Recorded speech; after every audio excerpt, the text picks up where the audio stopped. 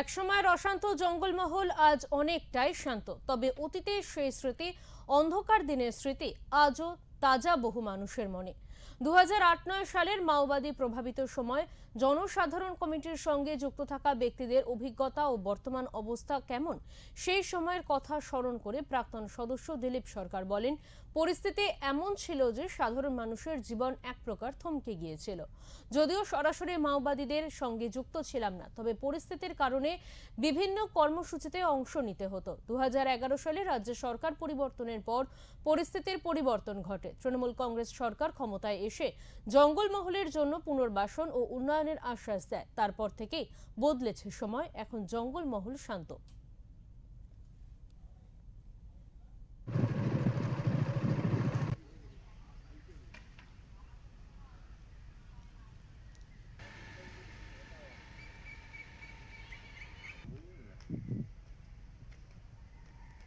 বিভিন্ন লোক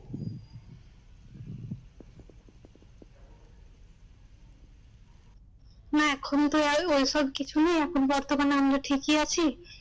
এরপরে সবাই স্কুলে যাতায়াত করছে, কলেজে যাতায়াত করছে সুস্থভাবে। এটাই। উন্নয়ন হয়েছে এলাকা? হ্যাঁ, আগের থেকে অনেক হয়েছে। কি হয়েছে? হসপিটাল কি কি হয়েছে? হসপিটাল, স্কুল, কলেজ, ইউনিভার্সিটি সব। জঙ্গলমহলে আর কোনো মাওবাদীদের কিছু শুনতে পারলো না? না, এখন আপাতত কিছু শোনা যায়নি। দিদি তো সবাইকে বললো যে ঠিক আছে, যারা সমস্যার মধ্যে পড়ে গেছিল, জেল খেটেছে, তাদেরকে ইয়ে করবে, কি বলে, পুনর্বাসন দেওয়া হবে। আর পুনর্বাসনের নামে কিছু লোককে দিয়েছে, আর অনেক লোককে কি করেছে, সবাইকে টুপি পরিয়ে দিয়েছে। হ্যাঁ, আর দেয়নি, তারা এখন ঘুরছে।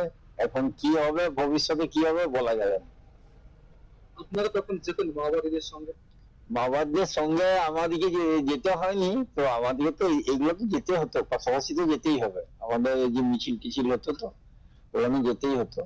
মিছিলে কি দাবি থাকতো?